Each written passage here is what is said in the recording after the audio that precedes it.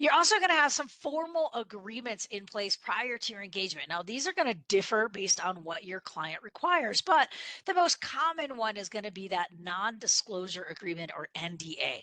And that basically just says that whatever you find, sensitive findings that you have or that you come across as you're doing penetration testing, cannot be shared, right? I mean, that makes sense. They don't want you to advertise that you found a bunch of vulnerabilities on their systems, because that would be detrimental to any business, right? So you're going to sign a non-disclosure agreement that just basically says whatever you determine, whatever you find, that you will not share it with anyone outside of the team we have authorized. Also could just mean you have 3 individuals that has been designated to receive the details of the penetration test, and no one else is allowed to be contacted.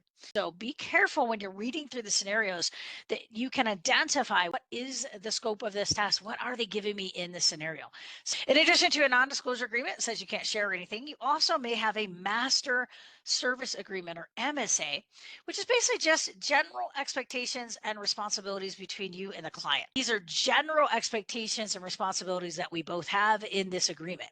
It is not specific to this penetration test.